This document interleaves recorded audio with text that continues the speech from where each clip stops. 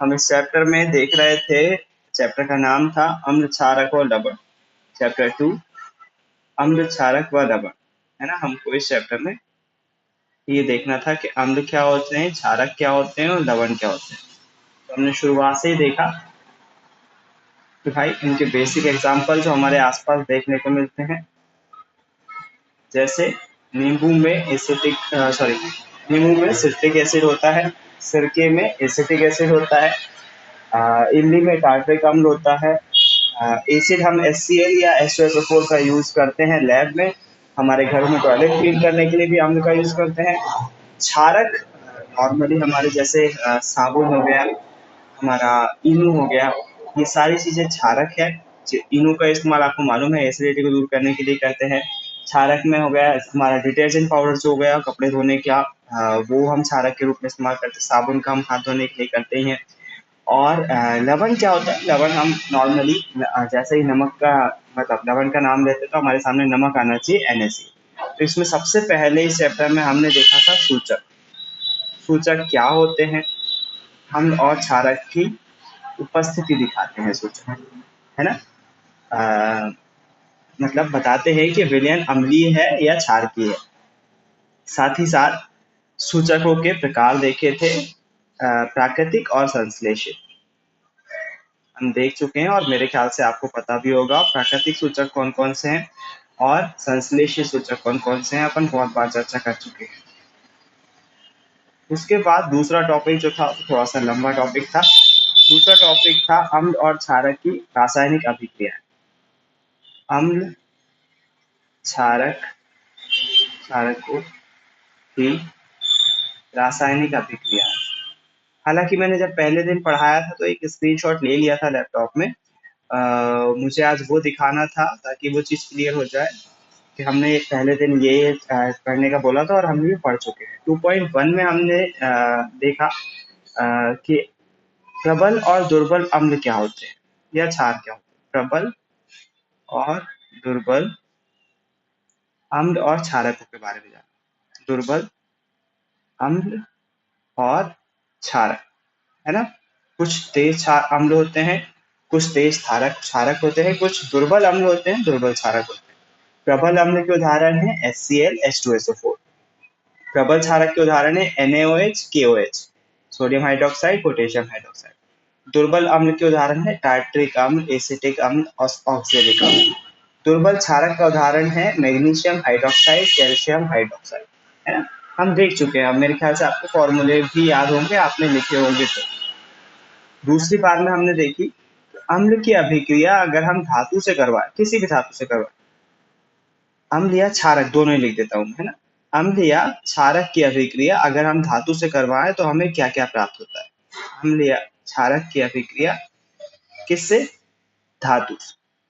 अभिक्रिया दोनों ही केस में हमने देखा लवण और हाइड्रोजन गैस मिलती है, लवण और हाइड्रोजन गैस में, है ना। तो 2.2 में हमने देखा अम्ल क्षारक की अभिक्रिया धातु से करवाएं तो क्या होता है। 2.3 में हमने देखा कि अम्ल की अभिक्रिया धातु कार्बोनेट या धातु कार्बोनेट लिखना चाहिए मुझे, धातु कार्बोनेट या धातु धातु कार्बोनेट या धातु हाइड्रोजन कार्बोनेट से करवाना। धातु कार्बोनेट का उदाहरण है Na2CO3, धातु हाइड्रोजन कार्बोनेट का उदाहरण है NaHCO3। दोनों से करवाने पर हमें लवण, CO2 और पानी मिलता है। एक बार फिर से ज्वाइन करो, अगर बोर्ड नहीं दिख रहा है आपको तो एक बार लीव करके फिर से ज्वाइन करो, कुछ होशियारी दिखाने में इधर उधर हो गया होगा, सेटिंग चेंज हो गई होगी, उसको लीव कर दो एक बार मीटिंग को, एक बार फिर से ज्वाइन कर दो, दिखने लगेगा वो। क्योंकि यहाँ पर शो हो रहा है 7 बच्चे कनेक्टेड है, 7 मेरे को मिलाकर, और 6 बच्चों को बोर्ड दिख रहा है। आपको नहीं दिख रहा है यदि तो एक बार लीव करके फिर से ज्वाइन कर लो, दिखने लग जाएगा। अम्ल की अभिक्रिया धातु कार्बोनेट या धातु हाइड्रोजन कार्बोनेट से करवाने पर हमें लवण, CO2 और पानी मिलता है। उसके बाद हमने देखा अम्ल की अभिक्रिया छा क्षारक से करवाने।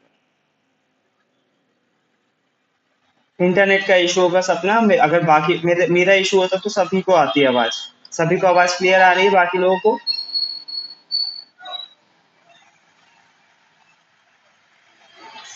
मेरी आवाज क्लियर आ रही है? हेलो,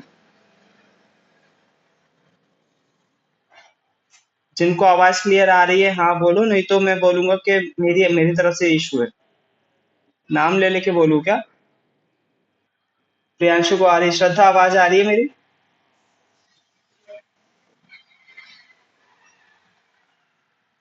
मेघा ने लिखा यस सर। लक्ष्मी, पायल आवाज आ रही है? दीपा,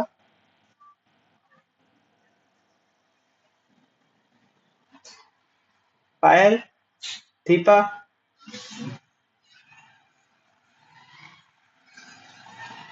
पायल आवाज आ रही है मेरी? दीपा,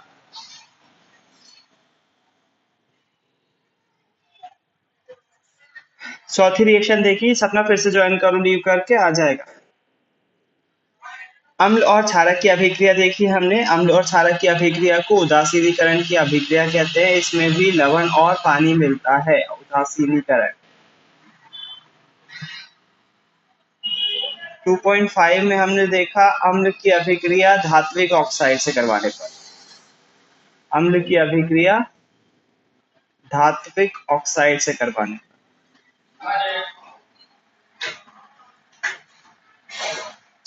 उसी प्रकार से छठवीं रिएक्शन में देखा क्षारक की अभिक्रिया अधात्विक ऑक्साइड से करवाने।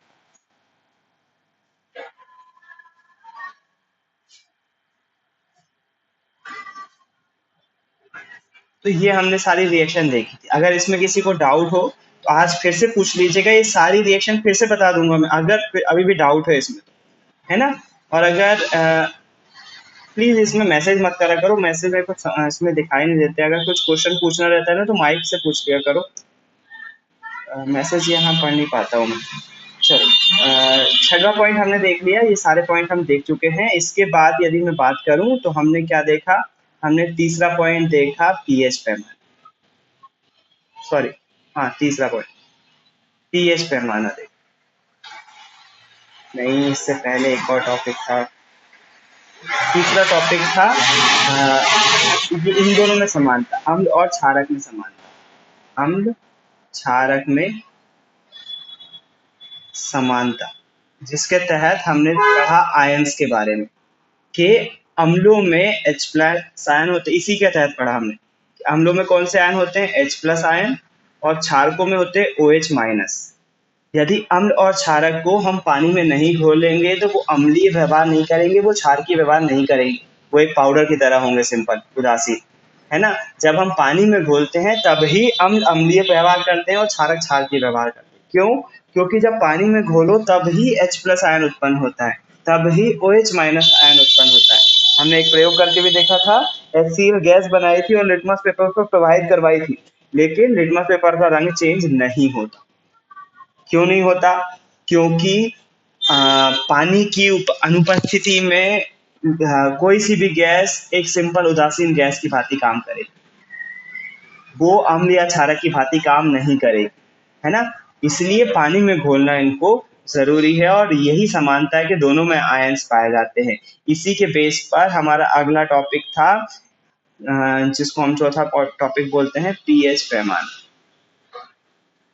कोई अम्ल कितना अम्लीय है, कोई क्षारक कितना क्षारकीय है, ये पता लगाने के लिए एक पैमाना विकसित किया गया जिसे पीएच पैमाना कहते हैं, जिसमें पी का मतलब होता है पुरुषांश, जो कि एक जर्मन भाषा का शब्द है जिसका मतलब होता है शक्ति, अर्थात हाइड्रोजन की शक्ति होता है पीएच का पूरा फुल फॉर्म, है ना? हाइड्रोजन आयन की सांद्रता का ऋणात्मक लघुगणक होता है पीएच पैमाना। इसके महत्व देखिए कि कहाँ कहाँ इसका इस्तेमाल किया जाता है। हमने देखा कि हम जिंदा हैं तो पीएच के कारण से हम 7 से 7.8 के परास के पीएच में जिंदा रह सकते हैं। अगर अम्लीय वर्षा होती है 5.6 से नीचे पीएच जाता है तो अम्लीय वर्षा होती है और जलीय जीव मरते जाते हैं। उसी के साथ साथ हमने देखा कि कृषि में इसका महत्व है।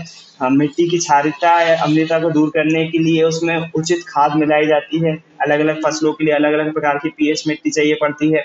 उसी प्रकार से हमने देखा कि हमारे पेट का पीएच होता है, जो हमारा पेट होता है, आमाशय होता है, उसमें एक निश्चित पीएच का एक अम्ल निकलता है जो कि हमारे खाने को पचाने में मदद करता है। उसी प्रकार से हमारे मुंह का पीएच होता है। अगर मुंह का पीएच बिगड़ जाए, ज़्यादा अम्लीय हो जाए, तो दांत जो है उनका क्षरण चालू हो जाएगा और उनका नुकीलापन खत्म हो जाएगा, जिससे हम खाना चबा नहीं पाएंगे। जीवों के द्वारा आत्मरक्षा में अम्ल का उपयोग किया जाता है। जैसे मधुमक्खी काटती है तो वो मेथेनोइक अम्ल हम में छोड़ती है, हम उसका इलाज किसी क्षारक से कर सकते हैं। ये सब पीएच के महत्व हमने पढ़े थे। और आखिरी में हमने शुरू किया लवण परिवार। लवण परिवार में हमने सबसे पहले देखा विरंजक चूर्ण।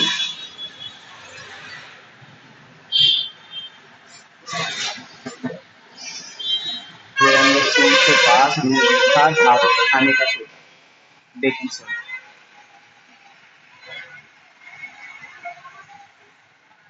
आखिरी तीसरा देखा हमने धावक सोडा। अरे यार, ये क्या हो गया? देखो, बार बार ज्वाइन करने से ये इशू होता है। वो मैं ज्वाइन करने के लिए गया, क्लिक करने गया और वो व्हाइट बोर्ड बंद हो गया, वो वापस नहीं खुलेगा, वापस स्टार्टिंग से दिखेगा पूरा। हाँ,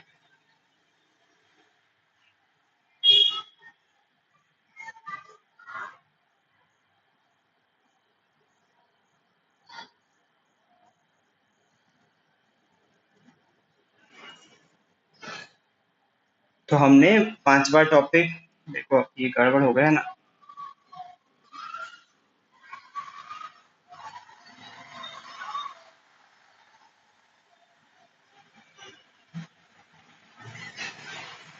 तो हमने अभी तक 5वें टॉपिक, मतलब लवण परिवार में आखिरी लवण परिवार देखा, और लवण परिवार में विरंजक चूर्ण देखा, बेकिंग सोडा देखा और खाने का सोडा देखा, है ना।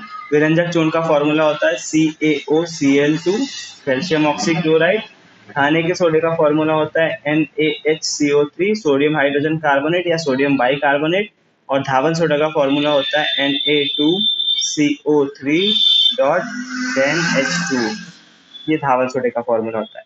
इसी के साथ साथ हमने दो चीजें एक्स्ट्रा भी सीखी थी इसमें, NaOH और COP, plaster of Paris. Plaster of Paris का फॉर्मूला होता है कैल्शियम सल्फेट, कल पढ़ा था अपन ने, कैल्शियम सल्फेट हेमीहाइड्रेट, मतलब आधा पानी। ये पीओपी का फुल फॉर्म होता है। पीओपी जो बनाया जाता है वो जिप्सम से बनाया जाता है। जिप्सम का फॉर्मूला होता है CaSO4.2H2। इसको अपन गर्म करते हैं तो 1.5 पानी के अणु अलग हो जाते हैं और हमें पीओपी प्राप्त हो जाता है। पीओपी का इस्तेमाल कहाँ किया जाता है आप सभी को पता है, सभी के इस्तेमाल भी पढ़ लिए हमने, है ना। और आखिरी में एक छोटा सा टॉपिक पढ़ के इसको खत्म किया हमने, वो था क्रिस्टलन जल। क्रिस्टलन जल, क्रिस्टलन जल में हमने देखा कि भाई कुछ जो यौगिक होते हैं वो अपने साथ साथ जल के कुछ अणु रखते हैं, उसको हम क्रिस्टलन जल बोलते हैं। उदाहरण के लिए कॉपर सल्फेट CuSO4 जो है वो 5 अणु रखता है जल के। उसी के साथ हमने अभी जो धावन सोडा पढ़ा, सोडियम कार्बोनेट Na2CO3 डॉट, वो 10H2O जल रखता है, जल के 10 अणु रखता है। उसी के साथ साथ हमने अभी पीओपी देखा। पीओपी होता है CaSO4, calcium sulphate hemihydrate, half H2। हमने पीओपी के साथ साथ जिप्सम देखा, CaSO4, कैल्शियम सल्फेट और 2H2। ये सब के सब क्या है? ये सब के सब जल के क्रिस्टलन जल है। ये सब यौगिक हैं। कॉपर सल्फेट हो गया, कॉपर सल्फेट हो गया, सोडियम कार्बोनेट हो गया, कैल्शियम सल्फेट हो गया, कैल्शियम सल्फेट हो गया, ये सब यौगिक है। और इनके साथ जल मौजूद रहता है क्रिस्टल के रूप में, उसको हम क्रिस्टलन जल बोलते हैं। ये उदाहरण याद रखना है। और इसी के साथ चैप्टर हमारा खत्म, है ना। उम्मीद है, मुझे मालूम है सबसे ज्यादा कठिनाई अगर हुई होगी तो इस टॉपिक में हुई होगी, और वो टॉपिक मिट गया है। जो अपना दूसरा वाला टॉपिक था जिसमें हमने रासायनिक अभिक्रियाएं पढ़ी थी, उसमें सबसे ज्यादा परेशानी हुई होगी, मानता हूं मैं। लेकिन उसके बाद भी अगर आपने लवण परिवार, पीएच पैमाना, ये सब थोड़ा थोड़ा अच्छे से पढ़ा हुआ है तो चैप्टर बहुत अच्छा था। इतना कोई बुराई नहीं थी चैप्टर, है ना। तो अब हम क्या करते हैं, इसके क्वेश्चन आंसर ले लेते हैं और देखते हैं इसके क्वेश्चन आंसर हमसे बन रहे हैं या नहीं। और आज के क्वेश्चन आंसर कंप्लीट होने के बाद ही हम आज की क्लास खत्म करेंगे।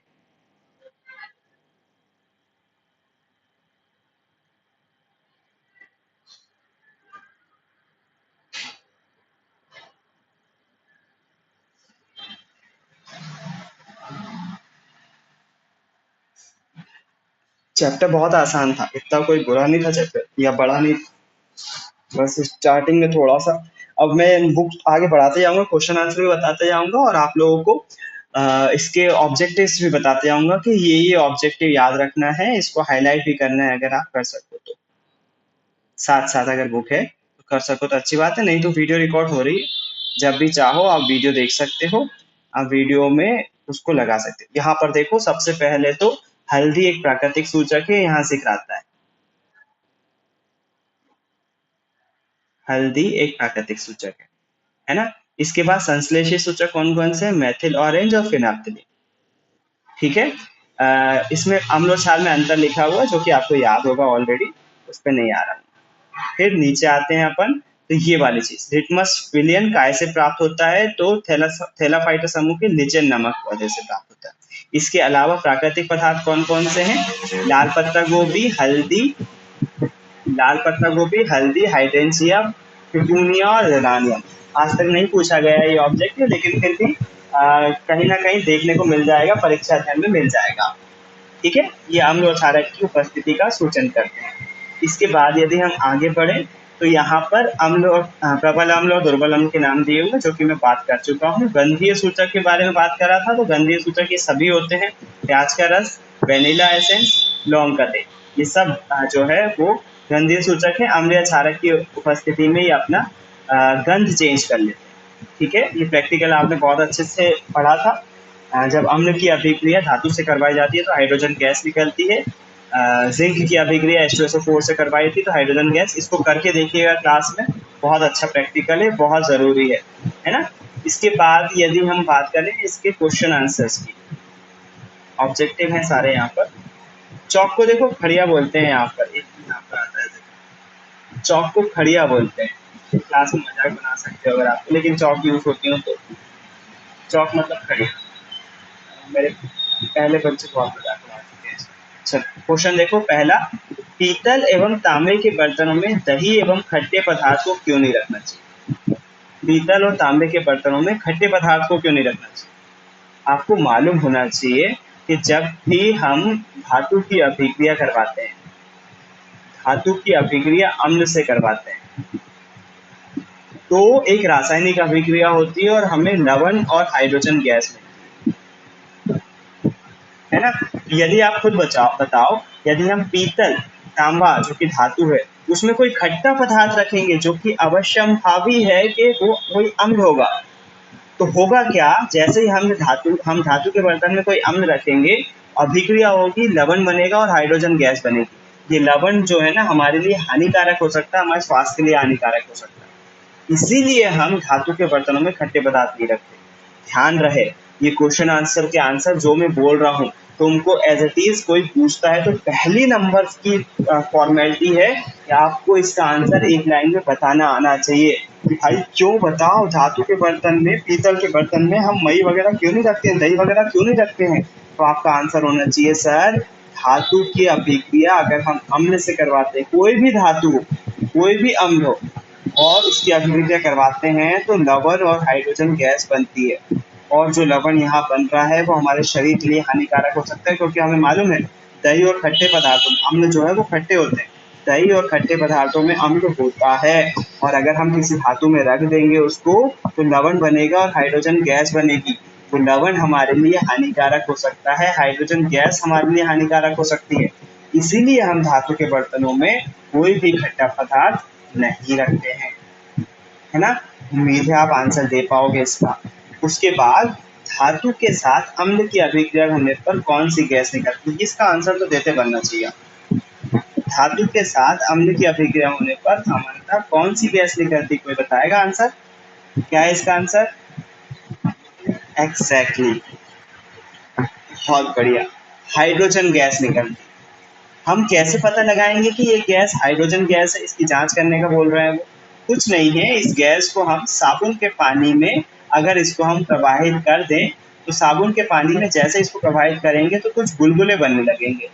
इस बुलबुले को यदि हम मोमबत्ती के नज़दीक ले जाएं तो ये बुलबुले जो है वो फट-फट की ध्वनि के साथ आवाज़ करेंगे, है ना? अर्थात ये गैस जो बबल में ट्रैप हो चुकी थी वो बहुत अच्छे से जल रही है, इसलिए कौन सी होगी? हाइड्रोजन गैस होगी। अगर CO2 होती तो CO2 तो मोमबत्ती को बुझा देती, ये जलने में सहायक नहीं होती है, ये जलती है। ऑक्सीजन होती तो भी जलने में सहायक होती, लेकिन ऑक्सीजन ऐसे फटफट की आवाज़ के साथ नहीं जलती, फटफट की आवाज़ के साथ चल रही है, इसलिए कौन सी गैस होगी? हाइड्रोजन। कैसे पता चलेगा हाइड्रोजन है? साबुन के पानी में उसको प्रवाहित कर दो, जैसे प्रवाहित करोगे, अगर तुमने चैप्टर अच्छे से पढ़ा है तो इसका आंसर देते बनेगा तुमसे, कोई भी पूछे, प्रैक्टिकल अगर याद है आप। तो यदि हम जो भी गैस बन रही है उस गैस को अगर साबुन के पानी में हम प्रवाहित करें तो साबुन के पानी में जैसे प्रवाहित करेंगे तो बुलबुले बनेंगे, और वो बुलबुले को जलाने पर वो ज्वलनशील गैस होती है, हाइड्रोजन गैस होती है। ठीक। कोई धातु यौगिक ए तनु हाइड्रोक्लोरिक अम्ल से अभिक्रिया करता है तो बुदबुदाहट उत्पन्न होती है। कोई धातु यौगिक ए तनु हाइड्रोक्लोरिक अम्ल से, मतलब कोई धातु है, नहीं मालूम, उसको नाम दे दिया ए, उसकी अभिक्रिया हाइड्रोक्लोरिक अम्ल HCl से करवाते हैं तो बुदबुदाहट के साथ कोई गैस निकलती है और इससे उत्पन्न गैस जलती मोमबत्ती को बुझा देती। अभी बताया था मोमबत्ती को बुझाने का काम कौन करता है? CO2 गैस करता है। यदि उत्पन्न यौगिकों में से एक कैल्शियम क्लोराइड है तो इस अभिक्रिया के लिए उत्पन्न यौगिकों में से, उत्पन्न यौगिक मतलब यहाँ पर जो बन रहा है वो कैल्शियम क्लोराइड बन रहा है, CaCl, बोल रहे हैं इस अभिक्रिया के संतुलित रासायनिक समीकरण। जाहिर सी बात है यहाँ पर जो है वो कैल्शियम ऑक्साइड होगा, कैल्शियम CaOH का होल ट्वाइस।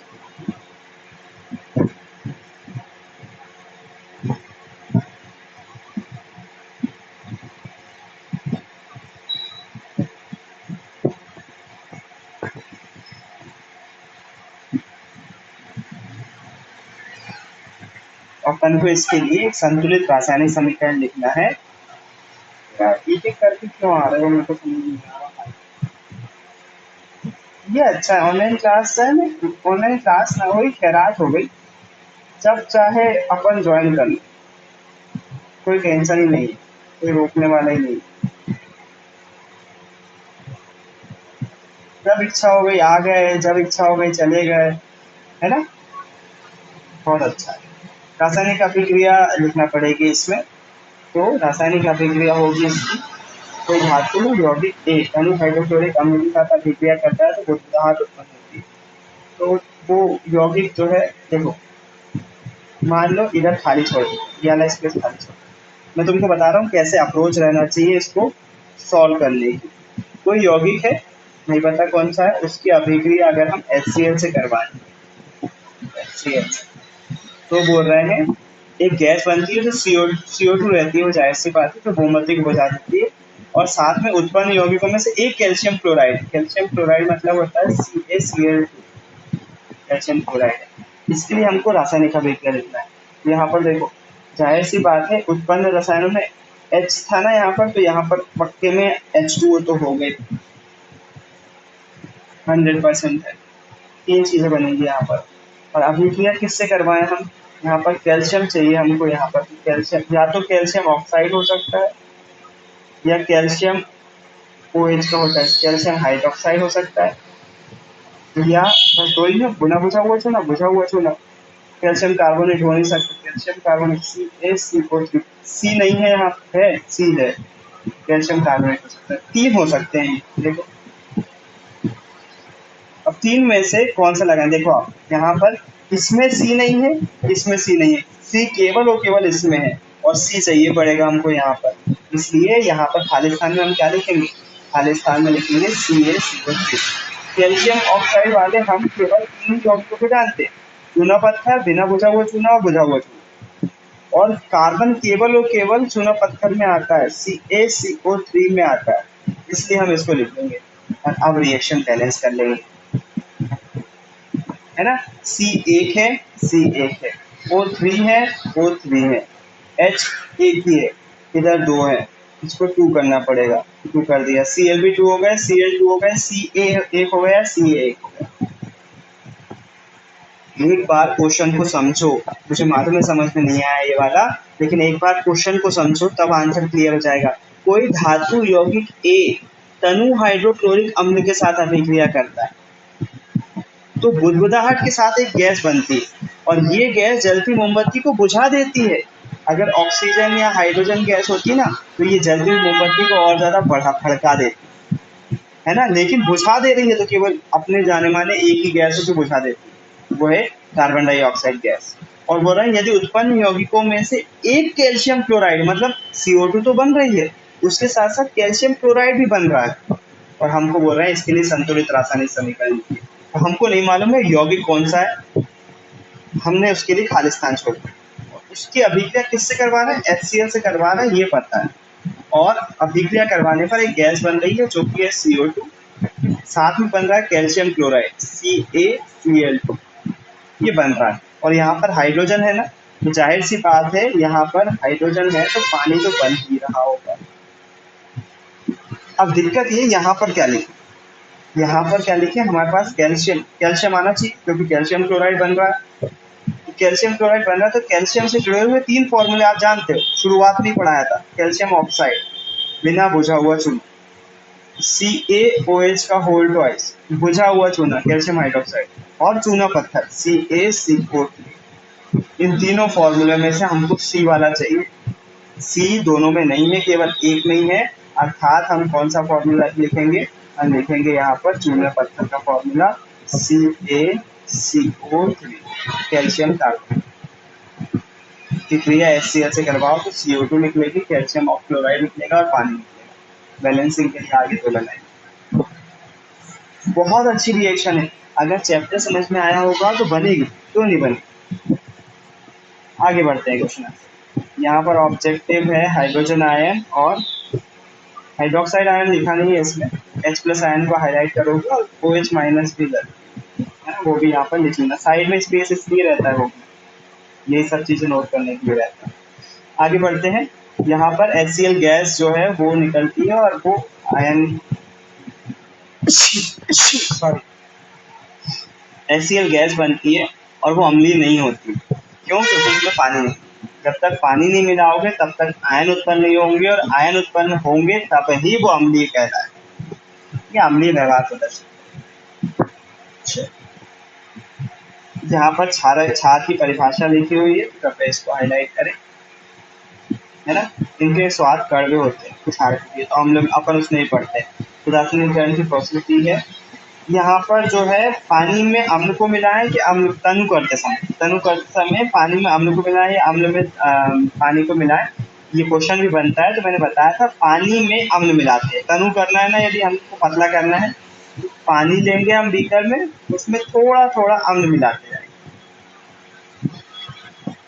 मतलब पानी में अम्ल मिलाते हैं तो हमारे ऊष्मा क्षेत्र अभिक्रिया नहीं होगी और अम्ल हमारे ऊपर नहीं आएगा, नहीं तो हमारे ऊपर आ जाएगा, हम जल जाएंगे।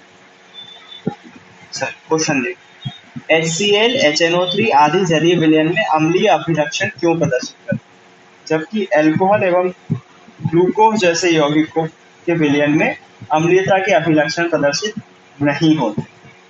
तो प्रैक्टिकल याद होगा ना, अपन ने एक प्रैक्टिकल देखा था बल्ब वाला, उसने पानी में जो है वो एक कॉर्क पे 2 कीलें लगाई थी, दोनों से बल्ब कनेक्ट किया था और उसमें अलग अलग विलेन डाले, अल्कोहल डाली थी, ग्लूकोज डाले थे, तरह तरह के विलेन डाले थे। और हमने देखा था कि भाई जो अम्ल होते हैं उसमें जो बल्ब जलता है वो बहुत ज़्यादा तेज जलता है, क्षारक में भी तेज जलता है, ग्लूकोज अल्कोहल में नहीं जलता। वही यहाँ पर क्वेश्चन भी आ रहा है, हाइड्रोक्लोरिक एसिड और इसको बोलते हैं नाइट्रिक अम्ल, ये लिखा होगा आपने, अगर नहीं लिखा हम लोग के उदाहरण में तो लिखो नाइट्रिक अम्ल HNO। हाइड्रोक्लोरिक एसिड और नाइट्रिक अम्ल अगर हम जल में घुले इनको तो ये तो अम्लीय अभिलक्षण प्रदर्शित करते हैं, लेकिन अल्कोहल ग्लूकोज जैसे यौगिक अम्लीय प्रदर्शन नहीं करते। इसका रीजन क्या है, इसका रीजन ये है, सिंपल भाषा में लिखोगे HCl और HNO3 पानी में घोलने पर, जल में घोलने पर हाइड्रोजन आयन उत्पन्न करते हैं, जबकि अल्कोहल और ग्लूकोज हाइड्रोजन आयन उत्पन्न नहीं करते, इसलिए ये अम्लीय नहीं होते। ये पूछा है कि ये अम्लीय क्यों होते हैं और ये अम्लीय क्यों नहीं होते। हम बोलेंगे इसको अगर हम जल में घोलते हैं तो ये हाइड्रोजन आयन उत्पन्न करते हैं, इसलिए ये अम्लीय होते हैं। ये अल्कोहल और ग्लूकोज H+ आयन उत्पन्न नहीं करते हैं, इसलिए ये अम्लीय नहीं होते। सिंपल सी बात है। जो हाइड्रोजन आयन उत्पन्न करेगा उसको हम बोलेंगे अम्लीय है, जो नहीं करेगा उसको बोलेंगे नहीं है। बिल्कुल सिंपल है ना। अम्ल का जलीय विलयन क्या होता है?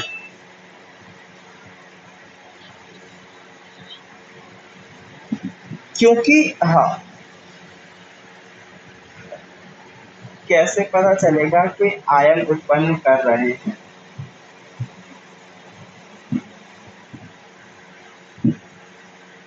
अगर वो अम्ल होगा, अगर वो अम्ल होगा तो उसमें H+ आयन होगा ही, ये कंपलसरी है, जरूरी है, इसके बिना वो अम्ल हो ही नहीं सकता। अब दिक्कत ये कि H+ आयन उत्पन्न कर रहा है कि नहीं, तो हम ये पता तो लगा, H+ आयन को नापने के लिए pH पैमाना विकसित किया गया है कि भाई उसमें H+ आयन है कि नहीं है, उसका कलर ऑरेंज से रेड उत्पन्न होता है, तो हमको पता चल जाता है कि उसमें H+ आयन मौजूद है ना। तो अब pH से H+ आयन डायरेक्ट नहीं कैलकुलेट हो सकता, हम pH की मात्रा बता सकते हैं, लेकिन हम ये तो पता लगा सकते हैं ना कि वो अम्लीय है कि नहीं। यदि वो अम्ल होगा तो जाहिर सी बात है H+ आयन उत्पन्न होगा।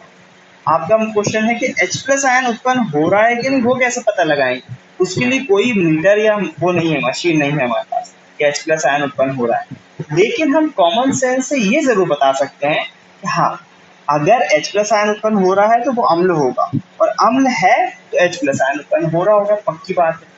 अम्ल कैसे पता लगाएंगे? पता है, लगाने के लिए हमारे पास या तो सूचक है या फिर हम pH पेपर का यूज करके ये बता सकते हैं कि उसमें हाइड्रोजन आयन कितनी मात्रा में मौजूद है और वो अम्लीय प्रकृति का है ना। तो हाइड्रोजन आयन के लिए कोई वो नहीं है कि हमारे पास जैसे वोल्ट मीटर होता है वोल्टेज नापने के लिए, तो हाइड्रोजन नापने के लिए कोई यंत्र नहीं, मशीन नहीं, लेकिन हाइड्रोजन आयन की सांद्रता का लघुगणक कौन होता है? pH पैमाना। तो pH के माध्यम से हम हाइड्रोजन आयन बता सकते हैं कि वो मौजूद है कि नहीं, उसमें अम्ल में मौजूद होगा कि नहीं, pH पेपर के माध्यम से बता सकते हैं। ठीक है।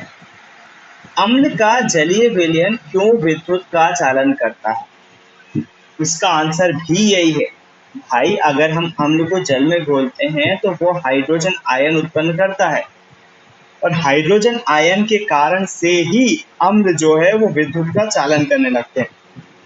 अब खुद बताओ, चलो अम्ल और लवण में मान लो उदाहरण के लिए एक बीकर में इमली का पाउडर लेता हूं, क्या इमली का पाउडर, इमली खट्टी होती है, जाहिर सी बात है टार्टरिक अम्ल होता है, लेकिन मैंने इमली का पाउडर लिया हुआ है इसमें, और मैं इसमें विद्युत धारा प्रवाहित करता हूं, तो क्या बल्ब जलेगा? बिल्कुल नहीं जलेगा, क्योंकि ये पाउडर है, ठोस है, अम्ल हो ही नहीं सकता। कब तक? जब तक कि इसमें हम पानी ना मिला। जैसे ही हम इसमें पानी मिलाएंगे ना, तो ये बल्ब जो है फिर ग्लो करने लगेगा, जलने लगेगा,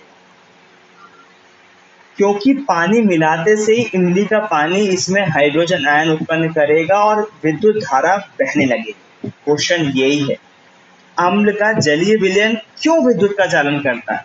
हम आंसर देंगे, जैसे ही हम पानी मिलाते हैं अम्ल जो है हाइड्रोजन आयन उत्पन्न करता है, और हाइड्रोजन आयन के कारण से ही विद्युत धारा प्रवाहित होती है। अम्ल और क्षारक दोनों में ही विद्युत धारा इन दोनों आयनों के कारण से ही प्रवाहित होती है। अगर ये आयन नहीं होंगे तो विद्युत धारा प्रवाहित नहीं होगी।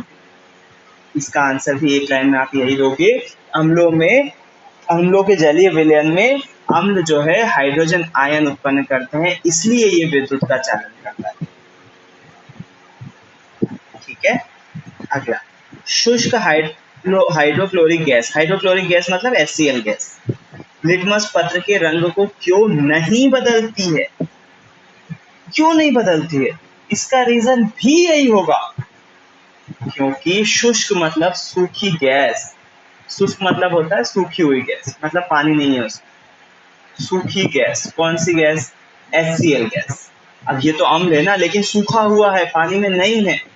पानी में नहीं है तो H+ आयन नहीं देगा। H+ आयन नहीं देगा तो अम्लीय व्यवहार प्रदर्शित नहीं करेगा, अम्ल नहीं होगा। ये अम्ल नहीं होगा तो जाहिर सी बात है लिटमस पेपर के रंग को क्यों बदल पाएगा? बिल्कुल सिंपल सा लॉजिक है, अगर समझ में आ गया। ये टॉपिक, सारे क्वेश्चन किस टॉपिक पे हैं? इसी टॉपिक पे जो हमने देखा था ना, अम्ल और क्षारकों में समानता। ये वाला टॉपिक, दूसरा वाला, अम्ल और क्षारकों में क्या समानता है। इसमें हमने एक प्रैक्टिकल देखा था कि अगर हम विद्युत धारा प्रवाहित करें और बीकर में अलग अलग चीजें डालें तो विद्युत धारा प्रवाहित हो रही है कि नहीं, H+ आयन उत्पन्न होता है, O-। और ये प्रैक्टिकल देखा था। सारे क्वेश्चन इसी पे आधारित, पूरे के पूरे। अगर लगातार जुड़े हुए हो तो समझ में आ भी रहा हो।